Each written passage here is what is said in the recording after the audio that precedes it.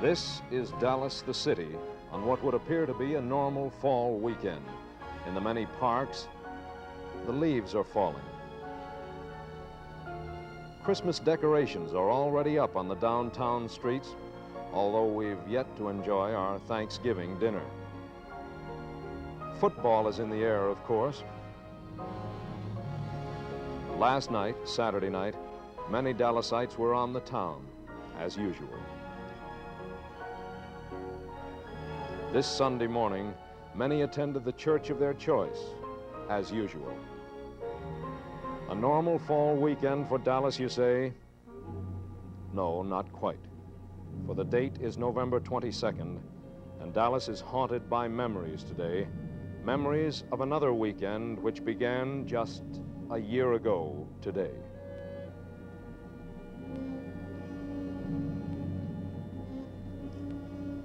I'm Bob Gooding, and the memories of that other weekend are particularly vivid to the men you're about to meet, for they lived this story. Some of the faces will be familiar, men in public life, faces from your television screen. But others will be those of WFAA executives and the cameramen, the editors, the writers of the WFAA news staff. Here at Communications Center, the newsroom is usually busy.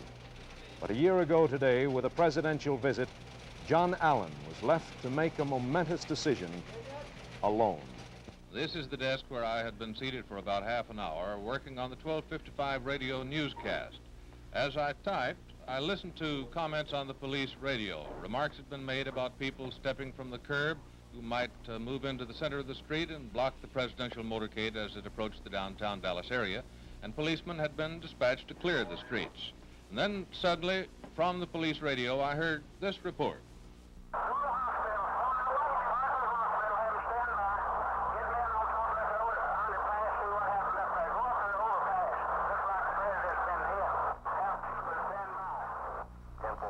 After hearing that report from the police radio, I first considered confirming what I'd heard with the police dispatcher by telephone, but decided against it because of the probability that their switchboard would be jammed. I then turned to the typewriter and quickly typed this bulletin. 3 shots were reportedly fired at the presidential motorcade at Elm and Houston as it passed through downtown Dallas. Then I turned and stepped into the news announce booth and put that bulletin on the air. The time was approximately 30 seconds past 12:30 when the bulletin was aired. And so it was that at 30 seconds past 12:30 on November 22nd, 1963, that John Allen broadcast the first word of that tragic event.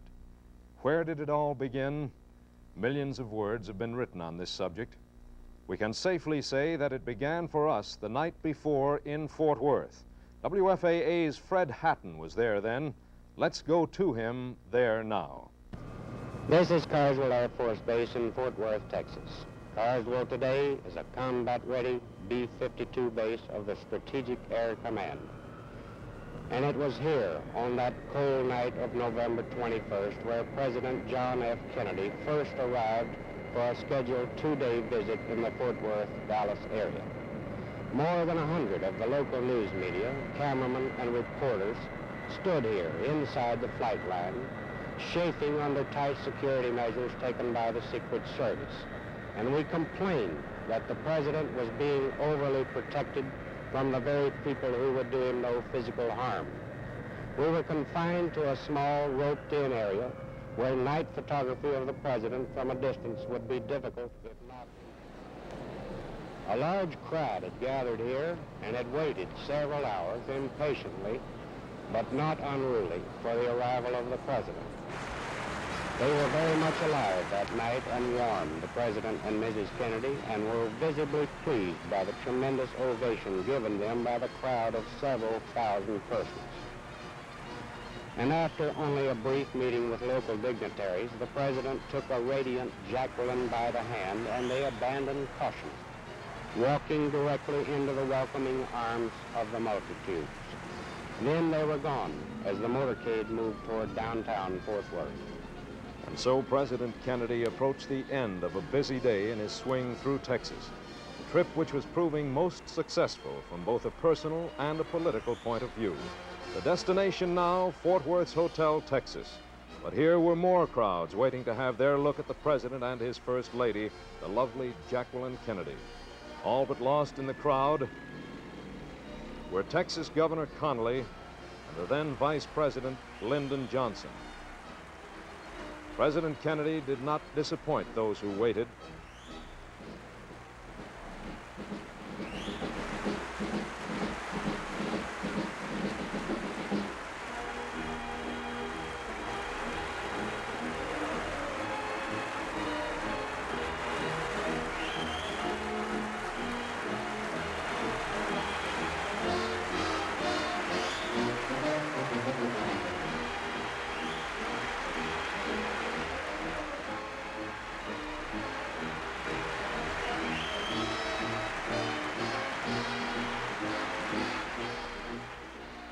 And then finally into the Hotel Texas for the night.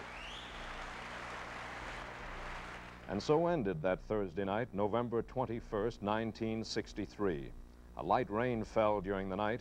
The morning was cloudy. A drizzle continued to fall. Today was to be the big day in Dallas. But before that, Fort Worth was to play host. Ray John was waiting outside the hotel long before the president arose. He has that story now. I'm standing on a parking lot in the middle of downtown Fort Worth. Right behind me is the 8th Street entrance to the Hotel Texas. 1 year ago, the marquee on this hotel read, "Welcome, Mr. President." After a night's rest in the presidential suite at the hotel, Friday, November the 22nd, 1963, began as had many other days in the past for President John Fitzgerald Kennedy. Out here on the parking lot, crowds estimated in the tens of thousands gathered for just a glimpse of their president. Many had waited throughout the night, even though a light rain was falling. Instead of going to the speaker's platform, the president headed into the crowds, into the ranks of waiting citizens. I was fortunate enough to be pushed along with the presidential entourage, hearing the many people express their pleasure and delight and happiness at just having touched or having shook his hand. At one point, the crowds became so enthusiastic, they pushed down the restraining barriers that were holding them back. After a few minutes, the president left the crowds and went to the speaker's platform, where he delivered a short but very energetic speech. One of the members of the Kennedy presidential party on this swing through Texas was an old friend of the president, Congressman Jim Wright of Fort Worth. We asked Congressman Wright for his thoughts in retrospect. Well, that day, November 22nd of 1963, seems in some ways almost an eternity ago. It seems almost unreal. I suppose that was the most traumatic experience that any of us in this nation and our generation can recall. It was particularly poignant to those of us who had been with the president on those preceding days and hours when he was so buoyant, so vibrant, so happy, sharing himself so unrestrainedly with his people. That morning dawned in Fort Worth, and I suppose it was impossible for any of us who were with him to feel other than that the nation and this man who so perfectly symbolized it were in their finest hour. He spoke to a group outside the Texas Hotel and had trouble pulling himself away to go inside to make a speech to a breakfast crowd that was there. I remembered almost whimsically the lines of his favorite poem. The woods are lovely, dark and deep, but I have promises to keep. Miles to go before I sleep. Miles to go before I sleep. But there were no thoughts of sleep that morning in Fort Worth. The president took time to change into a dry coat and arrived in the grand ballroom of the Hotel Texas to receive a standing and thundering ovation.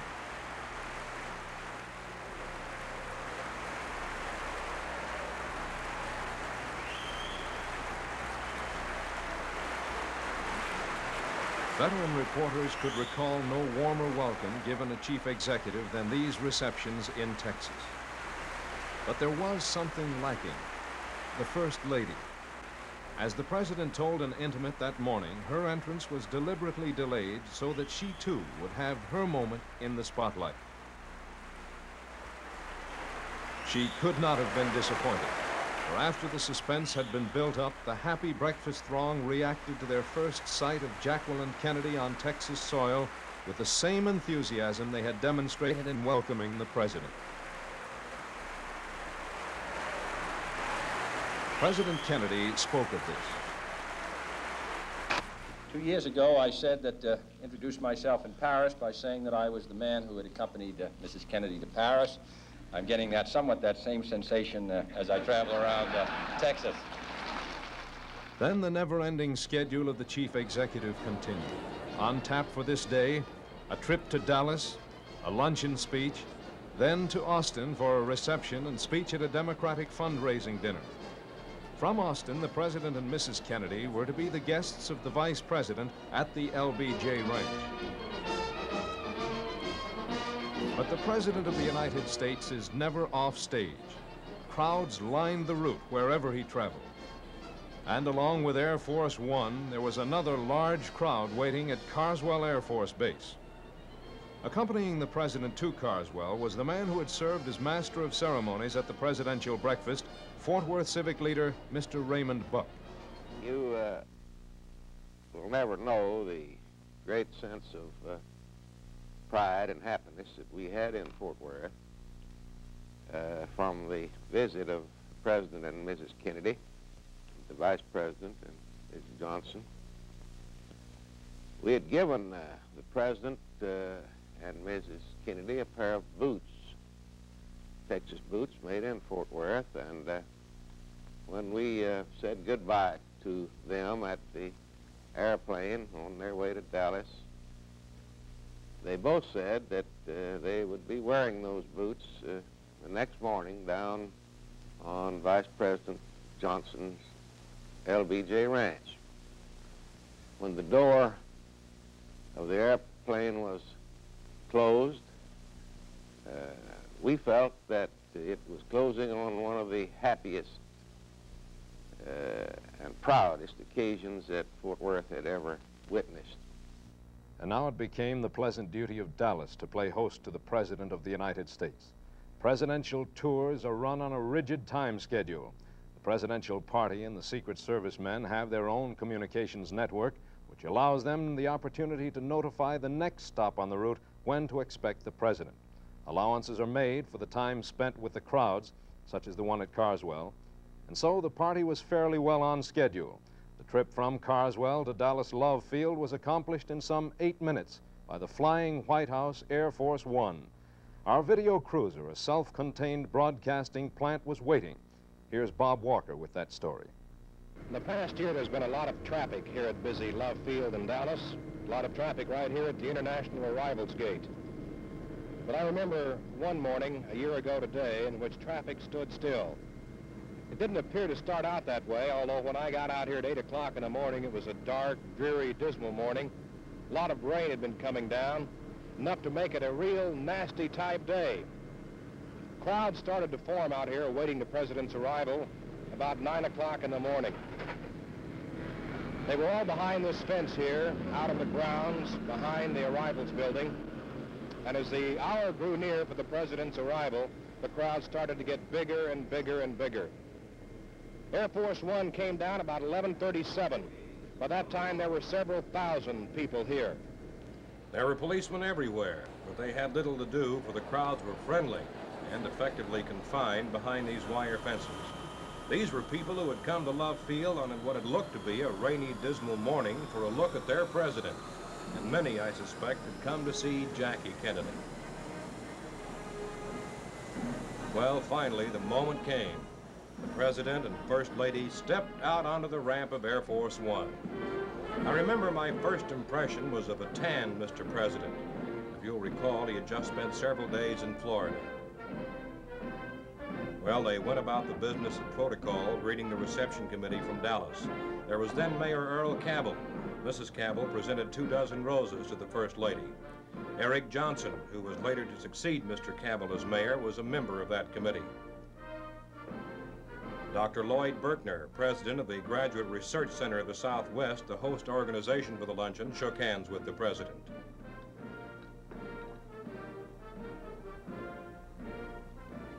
And then, protocol out of the way, the president came to the people. In a move which I realized must have given the Secret Service men pause, he came to the fence to shake hands with every hand he could reach. From my vantage point, he seemed to be saying over and over, "Thank you. Thank you very much. Thank you." No man could have been happier with this reception. Actually, he threw his time schedule off for his trip, delaying as long as possible with these people. But then it was time to leave. At the moment the sun had burst through the clouds, the orders had been issued to remove the plastic bubble from the limousine. The President and First Lady were joined in the back by Governor and Mrs. Connolly. None of us dreamed of what was in store for the world just 40 minutes from that moment.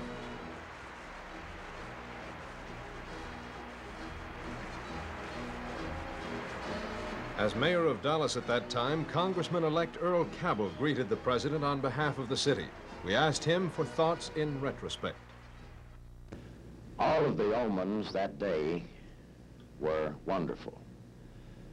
Just as the president and Mrs. Kennedy stepped off of Air Force One, the sun broke through the clouds.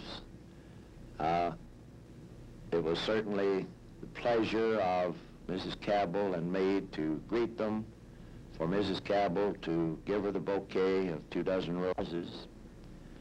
And it was a very joyous occasion. And then all through the motorcade, the some 8 or 9 miles that we traveled, the enthusiasm of the people was so contagious.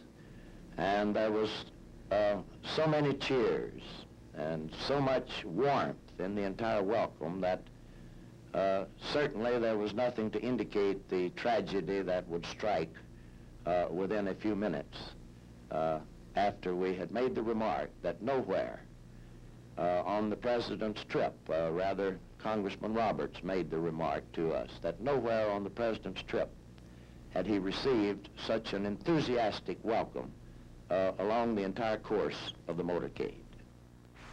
One of our men was riding in that motorcade. Others covered it from along the route. Let's hear now from Roger Reddy, somewhere along the route of that presidential motorcade. I remember vividly my first and last look at President Kennedy in person a year ago today. From this vantage point here on Lemon Avenue in front of a small shopping center, the president's motorcade approached from behind me down Lemon Avenue from Love Field. Moments before that, we had all stood out here, throngs and throngs of people lining both sides of Lemon Avenue, watching Air Force One glide right to its landing down its flight path above Lemon Avenue, just a couple of 100 feet above us. Then, moments later, the motorcade came into view directly behind me. The people, as I said, thronged on both sides of the street. They were a happy crowd, an eager crowd to see President Kennedy. As the motorcade approached slowly down Lemon Avenue, we could see that President Kennedy was laughing and chatting with Mrs. Kennedy, the people in the car, Governor and Mrs. Connolly. They were happy. The president looked wonderful. We remember remarking to people here how tanned he looked, how happy he looked, how apparently enthused he was about the reception being given him here at Dallas. Mrs. Kennedy was radiant in her pink outfit, a big smile on her face. President Kennedy leaned over to Mrs. Kennedy and made some remark which elicited a chuckle and a big smile from her face. Then they passed down the way here, and about 200 yards further down Lemon Avenue, where the street narrows, the motorcade had to stop momentarily because of the huge crowd of people in the street. They had to push those people back in order for the motorcade to proceed. It was a wonderful experience seeing the President and Mrs. Kennedy so happy moments before the tragedy. As the motorcade approached the downtown Dallas area, the crowds multiplied and, if possible, became more enthusiastic. WFAA-TV's program director, Jay Watson, with Jerry Haynes, witnessed the passing of the motorcade from its last block on Houston Street. Let's go to them now, 1 year later.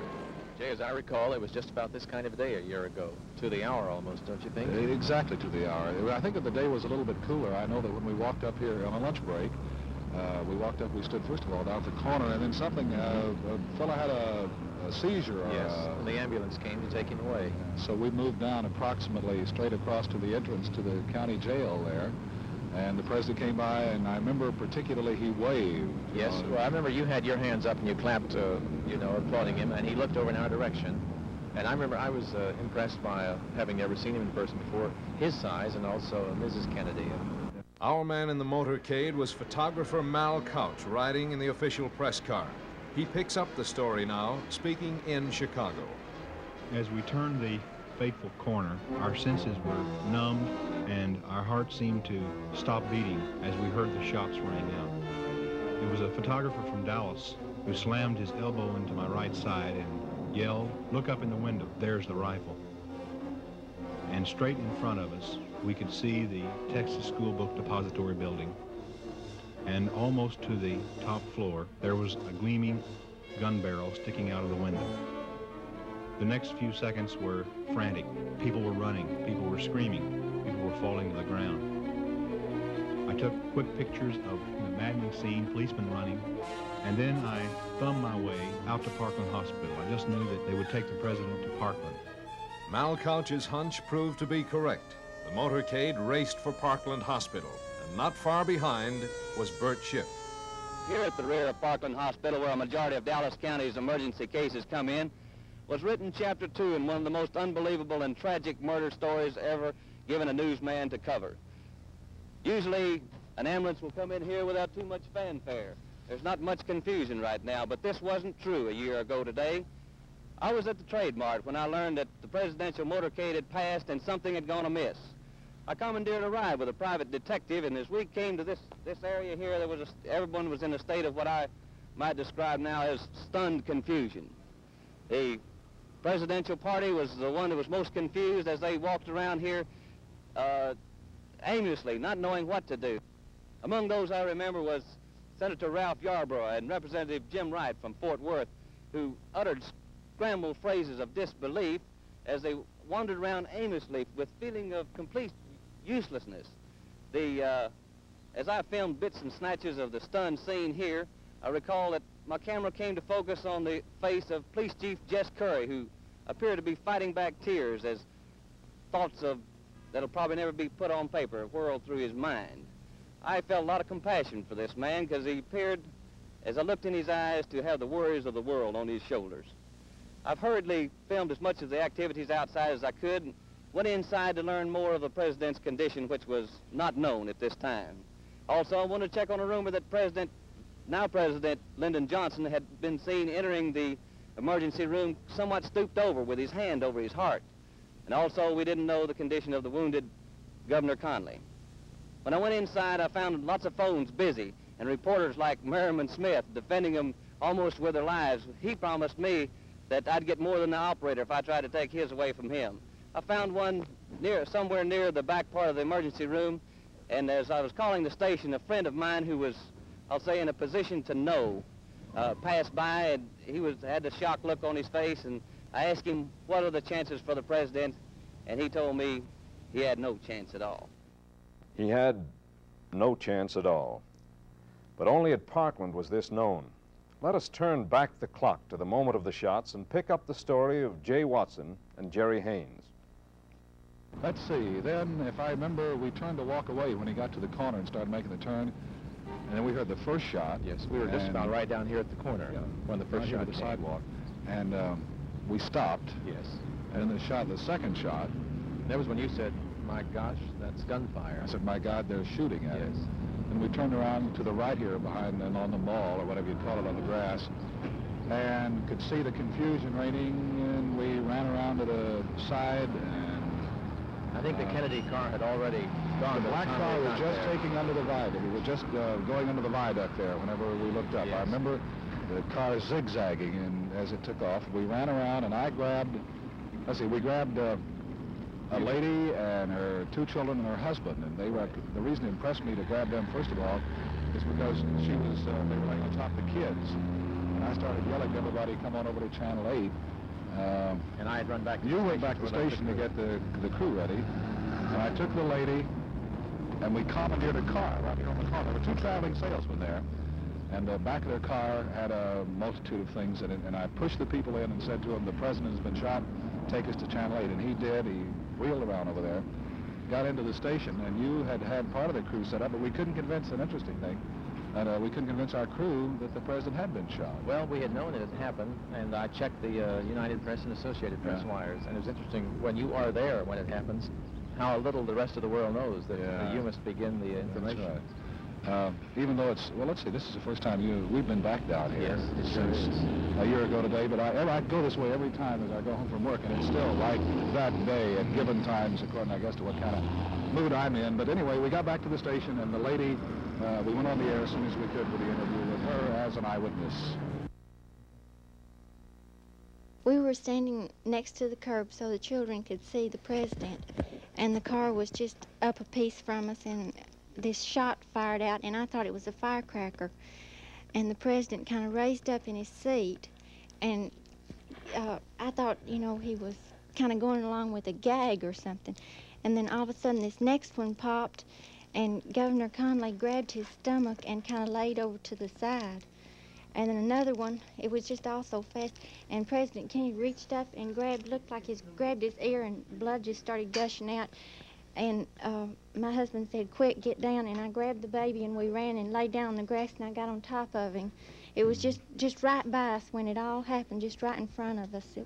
It happened so fast that you didn't have a chance to see anything. It just was too fast. All but forgotten in these frantic moments were the guests at the Trade Mart. They were isolated even from events immediately outside the large auditorium. Here, the uninvited waited for a glimpse of the president. Some carried signs. Not all of the signs were of the welcome variety.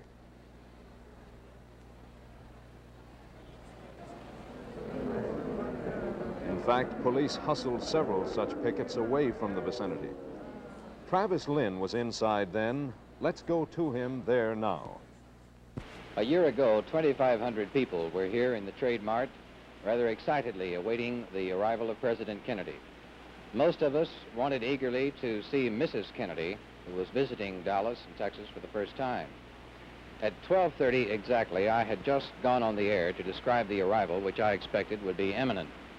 Only 2 minutes later, I learned that something had happened. Shots had been fired at the president, but only the press up here in the press box was aware of that. Word seeped through to those on the floor of the hall in other ways. WFAA's general manager, Mike Shapiro, and television manager Ed Pfeiffer were among the invited guests that day. They're here now. It was an exciting day, Mike. I recall the mood of all of the people around us as we sat here at the Trade Mart, a mood of anticipation, of excitement.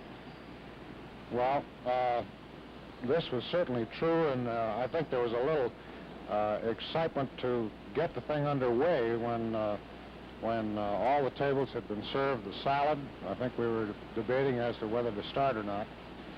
When I noticed this group about over in this section, over in here, of some of the arrangements committee, if you remember, Ed, and I was curious as to what was going on.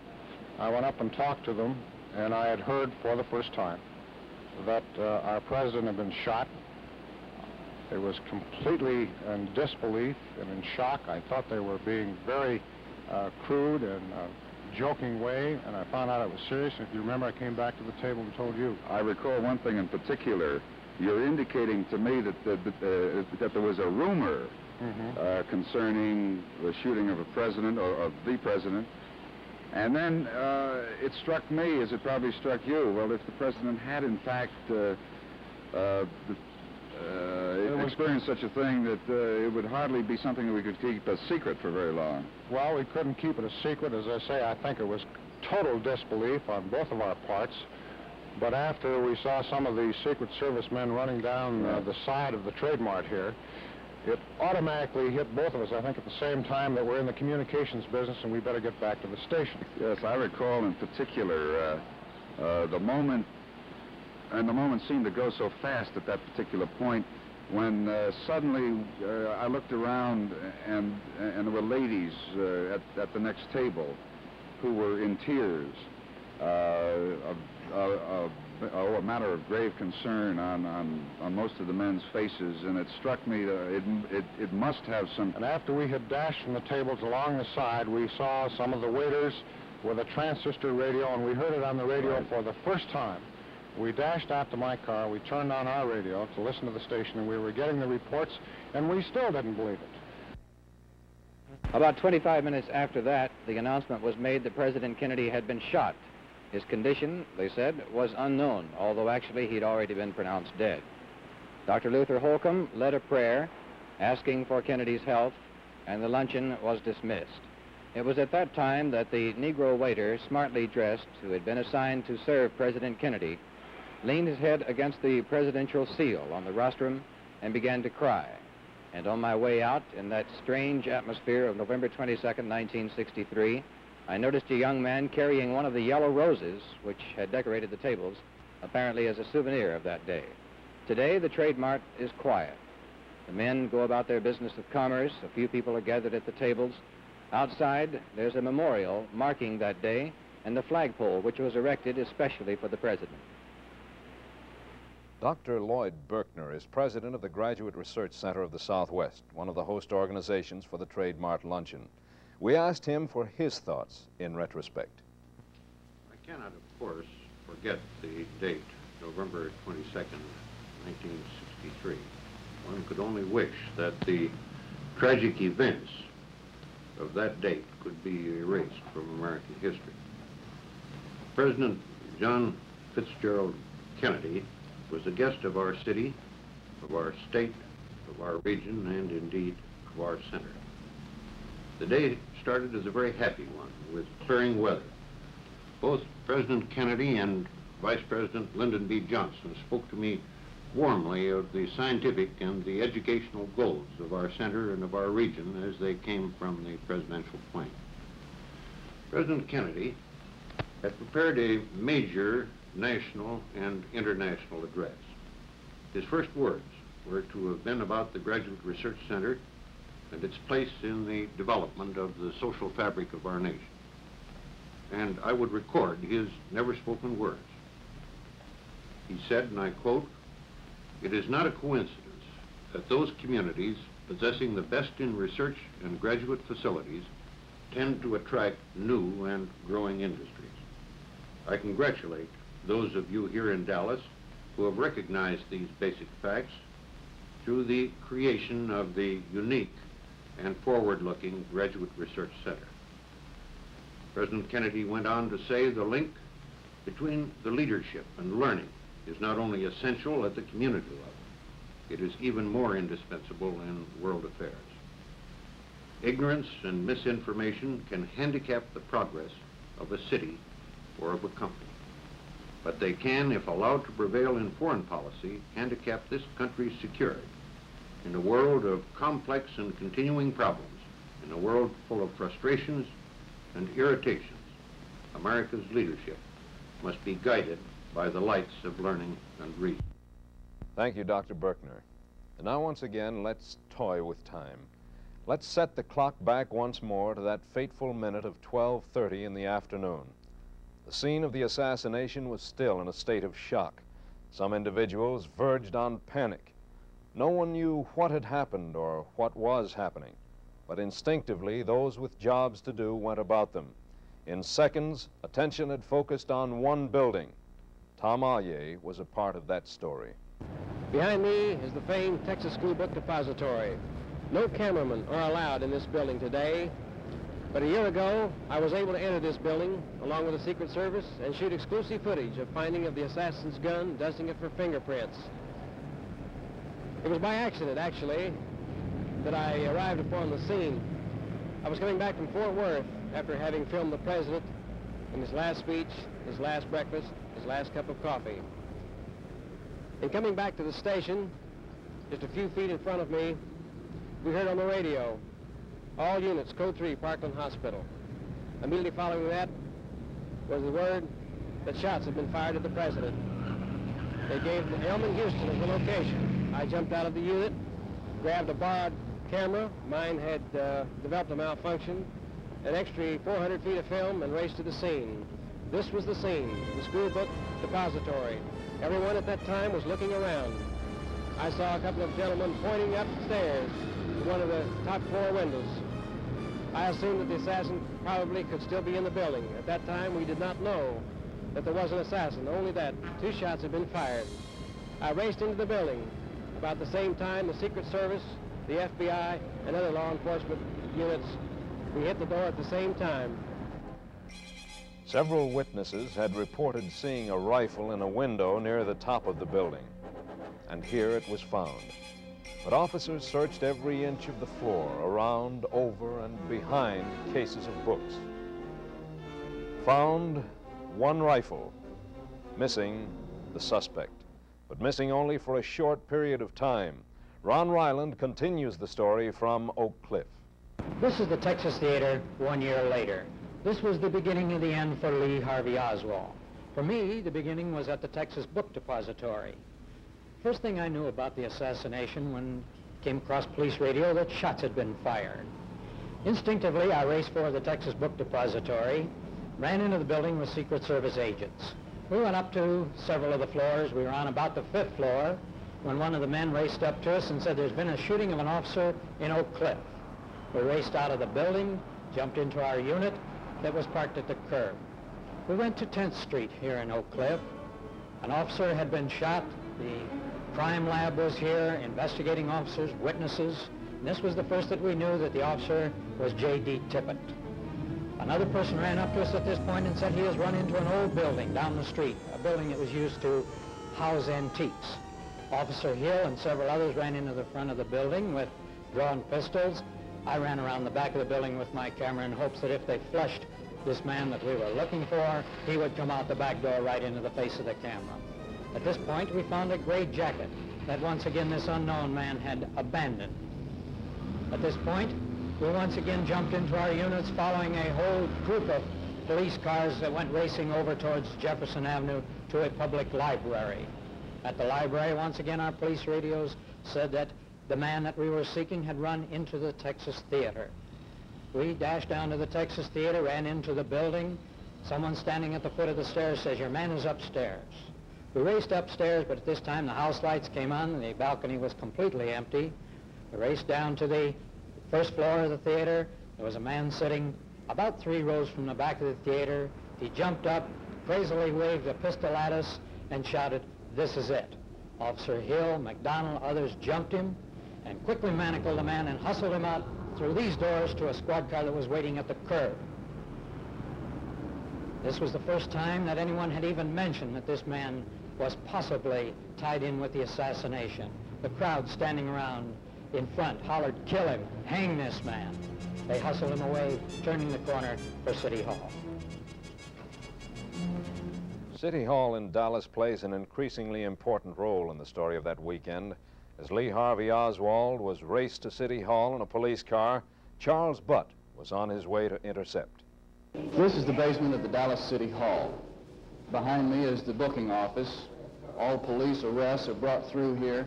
Complaints are sworn against them, charges are filed, their personal belongings are accounted, and from here they're taken upstairs for further processing. I don't believe I'll ever walk through this room, but I don't remember a day just 1 year ago when Lee Harvey Oswald came through. I was waiting just outside the door to try to get what pictures I could of him. He was being brought in from the Texas Theater. About all I remember of Oswald as he came through here was just a fleeting glimpse in the viewfinder of my camera. I was surrounded by a half a dozen or so police officers and detectives. As soon as he came through, my first impulse was to dash for an elevator to try to get upstairs before he did. I followed him into the door of the homicide and robbery office, one of 3 newsreel cameramen to make that trip. I got a few pictures of him inside the interrogation room, and they had the pistol that he had used to try to shoot one police officer. They thought he had shot another one, and he was also a suspect at that time in the assassination of President Kennedy. But nobody really knew anything for sure about him right then. It was just a scene of confusion. I've never seen anything quite like it in my life. Nobody could really say who had done what or when or anything else, and everybody was just trying to find out, the police, reporters, and everybody.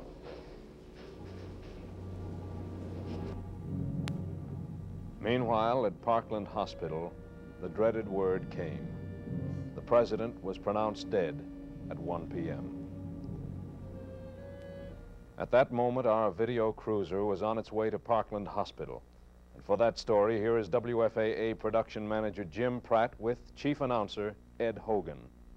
After the president left on his motorcade, Ed, we went off to lunch, and it was at lunch that we got the word that the president was shot. And I remember running back to the cruiser, and we were trying to find out what to do, and decided to go over to Parkland Hospital where they'd taken the president's body. And getting into the hospital was something else again, because I recall there were a lot of people standing around, and there were a lot of cars. A few hundred. Yeah, quite a lot of people.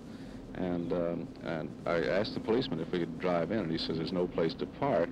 And I said, well, if I can find a place to park, can I get in? And he said, by all means. So we drove right over the curb and onto the grass and parked right next to a keep off the grass sign.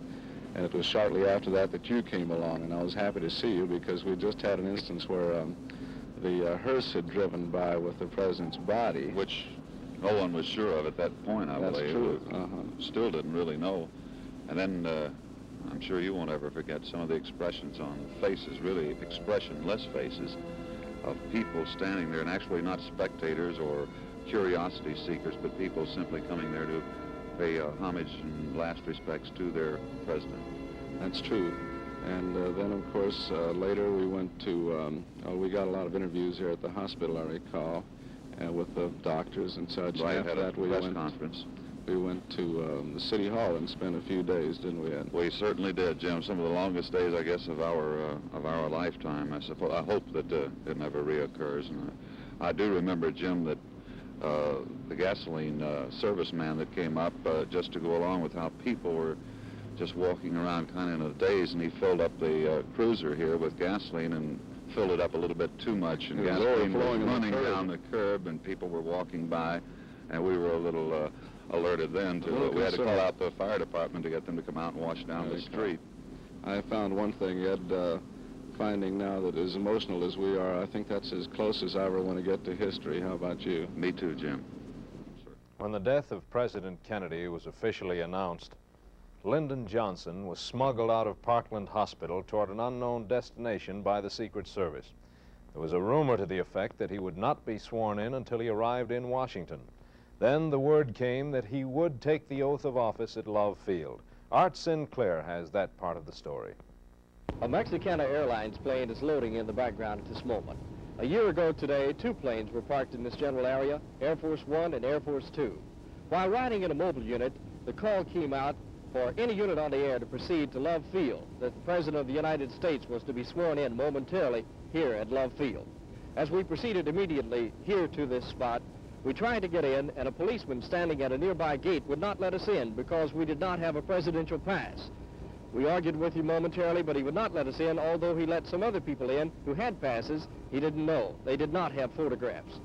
As we stood there, somewhat frustrated, trying to get out onto Love Field, the president's plane began to taxi down the runway. And as it lifted off, we suddenly discovered that the plane was to go and that there would be no swearing-in ceremonies. A few seconds later, we learned that the President of the United States had been sworn in while we stood at Love Field's gate. And so the new President of the United States was sworn in on his native soil of Texas before winging his way to Washington on the same plane which carried the body of his predecessor. Mayor Cabell had a comment in retrospect. I think that if there's any one lesson to be learned, it is that this is a great country. It's a stable country. Our people are stable. And despite that tragedy, despite the grief, our government was able to pick up the reins. There were men standing by, ready, trained, capable. And therefore, the course of the government, the course of our nation, didn't falter, but continued the progress that is so typical of this great nation of ours. But this bizarre tragedy had yet to run its course. By now, Dallas was the center of world attention. The crush of the national and international press was stifling on city officials. Center of this attention was the third-floor corridor at City Hall. Vic Robertson was there. He's there now. A year ago, this hall was in unbelievable bedlam. It was the night that Lee Harvey Oswald was being interrogated in the homicide offices by Captain Will Fritz. The president had just been assassinated. Immediately over my right shoulder, down the hall, on the left side of the hall, as you look at your screen, is the office of Homicide Captain Will Fritz. Behind that door, Lee Harvey Oswald, members of the Secret Service, the Federal Bureau of Investigation, and the Dallas Police Department were all congregated with officers on guard at the door. Now, further on down the hall on the other side of the water cooler is the door to the elevator which leads upstairs to the jail. Oswald made several trips back and forth down that short expanse of hall, but it was a very difficult passage because this hall at that particular time was jammed almost solid with human bodies, most of whom were reporters, but included occasionally Jack Ruby, the man who was in turn to kill Lee Harvey Oswald. Yes, even Jack Ruby.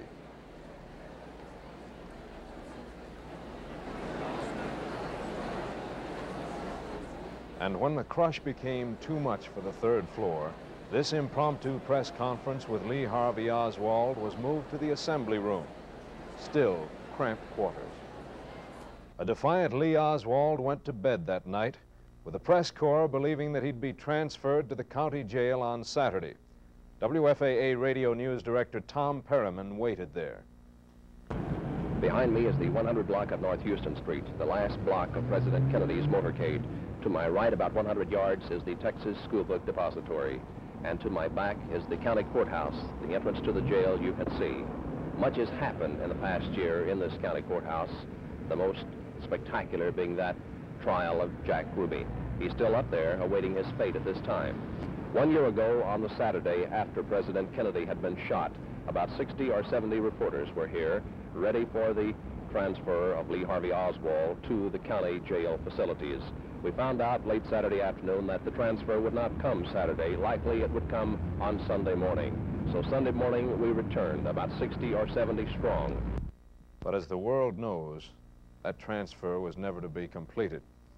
Our man in the City Hall basement that Sunday morning was Bob Thornton. A year later, he's there again. This is the basement of the Dallas Police Department.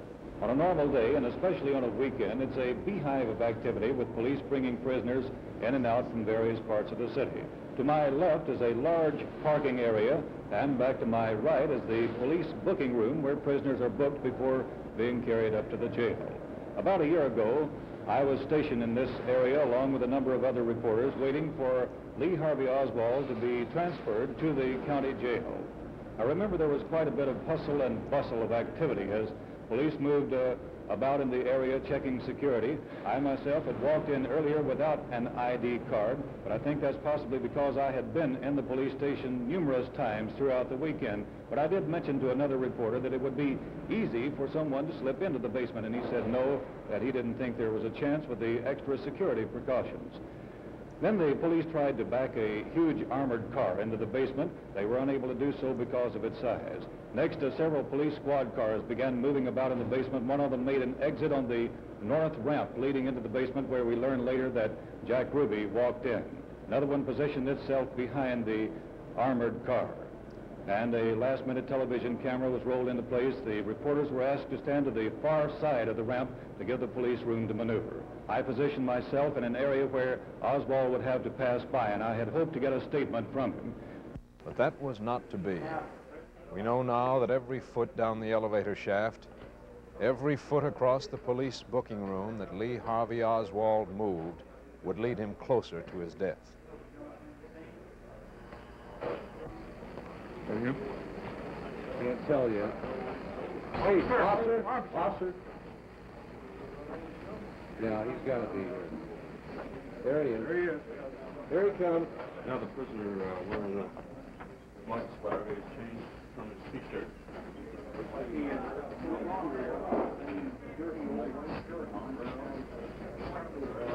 Officer, triangle letter. Officer, triangle letter.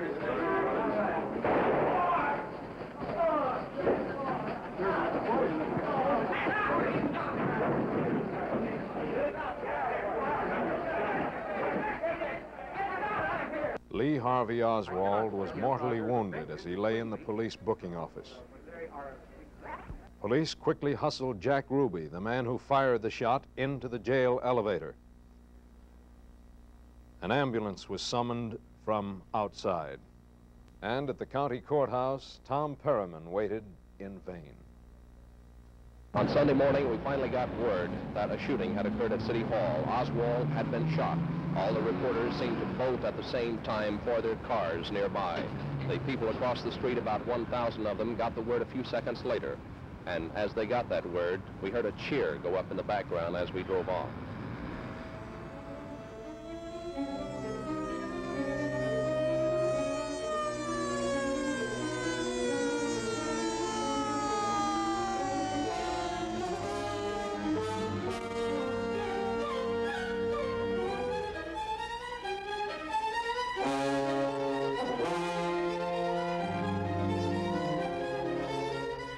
Lee Harvey Oswald came to Parkland Hospital to die less than 3 days after President John Fitzgerald Kennedy expired there. The nation and the world mourned the death of President Kennedy. Sympathy for his widow was in every heart. Then, as now, the sudden and violent death of so vibrant a man makes no sense.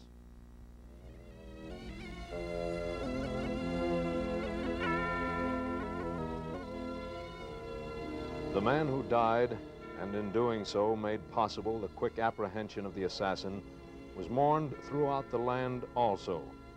Patrolman J.D. Tippett, who died bravely in the line of duty.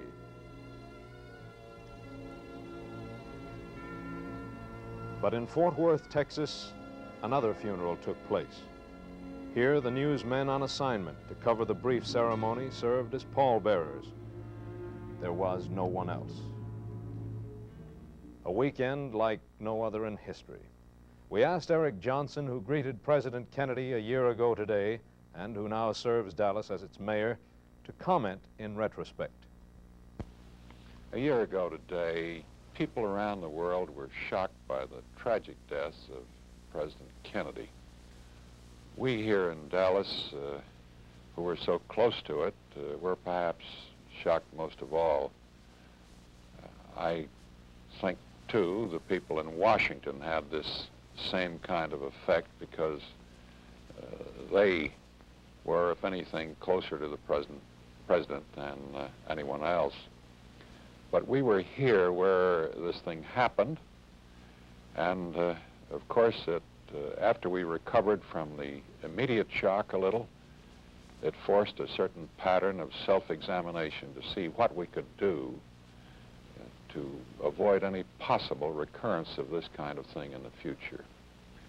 Logically, it seemed to me then, and it does now, that our effort should be to build our city not necessarily into a bigger one, but always into a better one, to produce those elements of background education, of training, of discipline, of straightforward looking at the future as a goal to be achieved at high levels throughout our efforts, that this sort of pattern developing would inhibit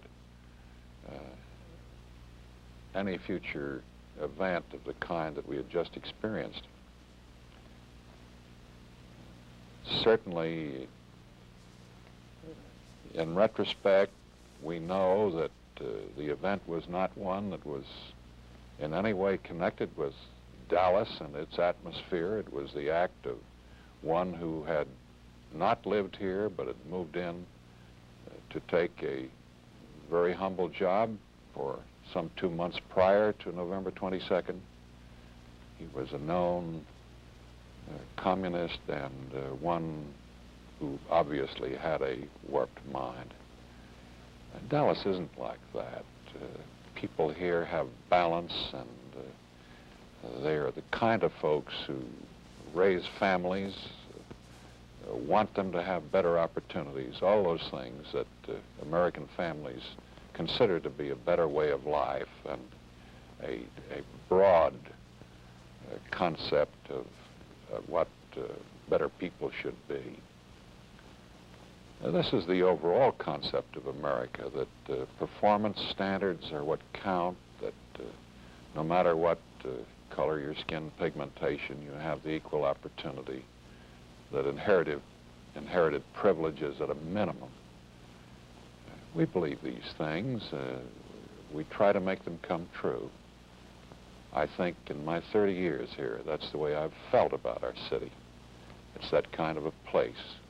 It's good to its people, and its people do those things that we can, of which we can justly be proud in the main.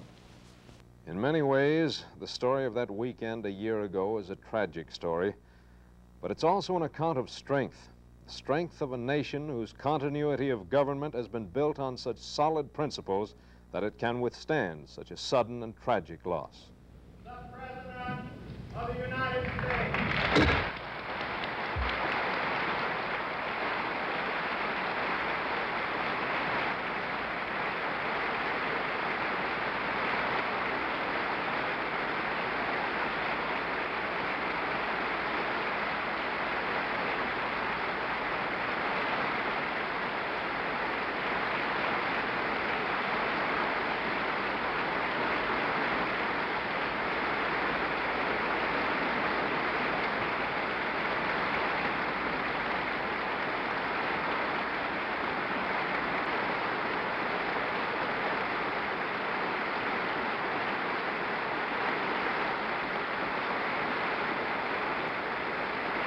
Mr. Speaker,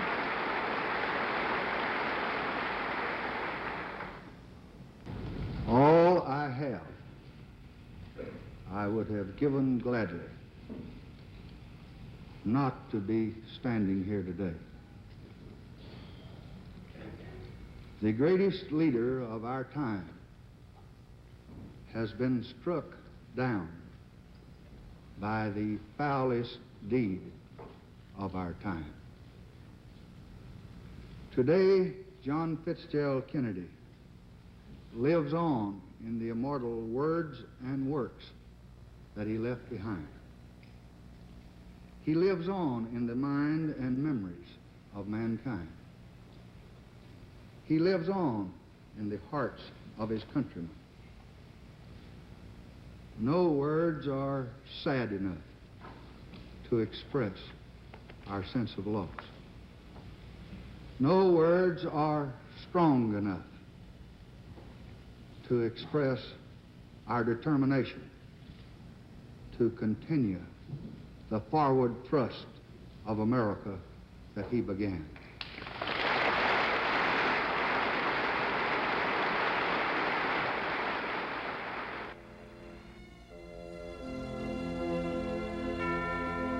Just a year ago today, the first flowers appeared at the Triple Underpass. Today, those flowers still appear.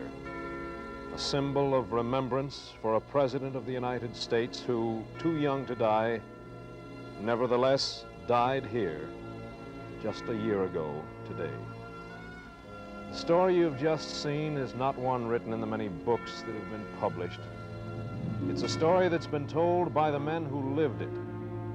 Nowhere are the memories of that fateful weekend more vivid or more poignant than in the minds of the newsmen who pulled themselves out of the shock of a major tragedy to supply the world with the news. Just a year ago today.